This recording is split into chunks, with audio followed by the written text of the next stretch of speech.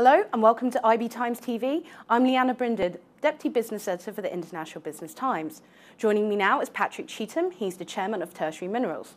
So hi Patrick. Oh, thank you.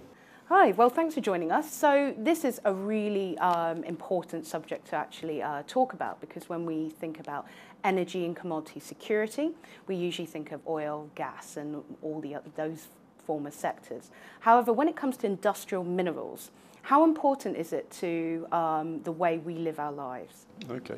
Well, I mean, people do tend to overlook industrial minerals. People are familiar with gold and base metals, but particularly if we look at the mineral that we're involved in, which is Fluorspar, then it's something we use in everyday life. I probably should just say first that Fluorspar is a name given to sort of commercial concentrates of the mineral fluorite, which is a main industrial source of fluorine. So about 40% of Fluorspar goes into the steel industry, where it's an essential ingredient in producing iron and steel, so it touches everybody. And about 60% goes into industrial chemicals.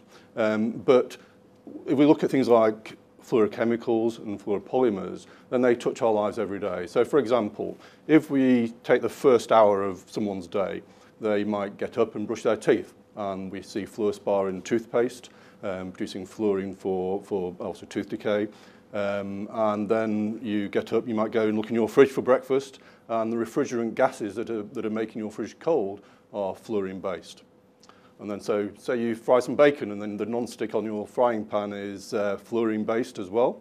And then say, for example, you get dressed, it might be raining outside, and you put on something with Gore-Tex. Well, Gore-Tex is a fluorine based polymer. So you then go out and get in your car, and the auto air conditioning runs on fluorine gases. So it's there in everyday life. Well, it's clearly a very critical mineral to, our everyday, I suppose, existence.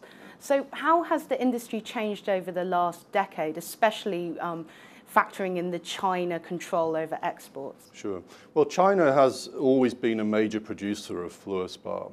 And if you go back, say, 10 years, then Fluorspar was a major export product for China, and it was exported cheaply. China took most of the world markets, and people came to rely on Chinese supply. But over the past sort of several years, then China has grown its downstream industries. It now manufactures vast quantities of steel, and they manufacture large quantities of fluorochemicals. So they're using the Fluorspar in country now, and their exports have declined substantially. So people that came to rely on Chinese supply are now looking for new sources. Well, in terms of new sources, I mean, where apart from China are there pockets of reserves that are ready to be explored or developed? Well, very, very few, in fact, and that's one of the reasons that we're attracted to it, because Fluorspar has not been a traditional material that people have looked for. It's quite common geologically, but not in commercial concentrations.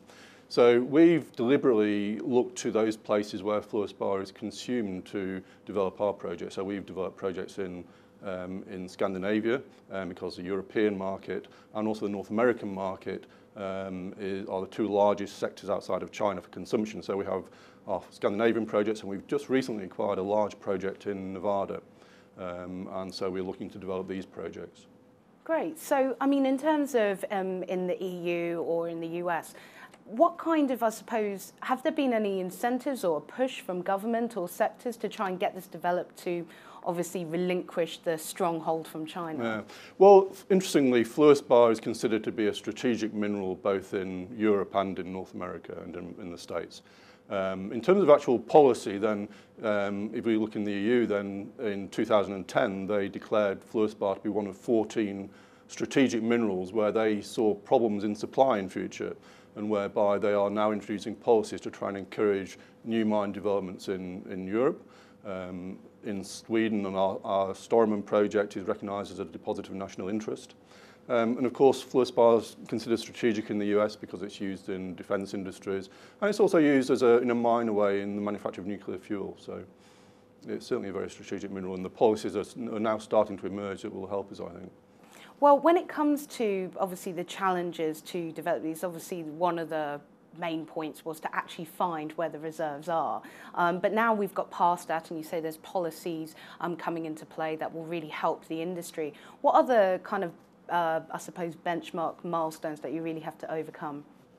Well, for us, it's really about demonstrating economic feasibility. You know, we've taken our 2 Scandinavian projects forward now, where we've established the mineral reserves to international standards, and we've done preliminary economic studies that suggest that they will be viable. But we need now to do more detailed economic studies, and we're doing feasibility work right now. And then in the States, we've only just recently acquired our MB project, but we know from historical drilling there that there are millions of tons, in fact going into hundreds of millions of tons of mineralisation, and we'll be starting drilling there in June, which will be very exciting for us. And we're hoping to demonstrate that the reserves are there and to look at the economic feasibility. So yeah, it's an interesting time. Well, it's definitely, I mean, for tertiary minerals, you guys have evolved every year. There's some new benchmark that you've reached. So in terms of the future, whether it's short, medium or long term, what key, I suppose, benchmarks should we be looking for in terms of exploring and developing those materials? Well, certainly in the shorter term, and I'm talking about sort of the next 12 months really, we're focusing on the development of our Swedish project, so we'll be hoping to meet the milestone of the preliminary feasibility study, have our mine permit application submitted and our environmental permit submitted.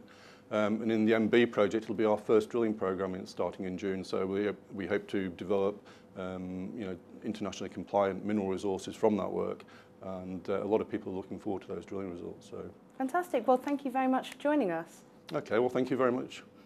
That was Patrick Cheetham, Chairman of Tertiary Minerals.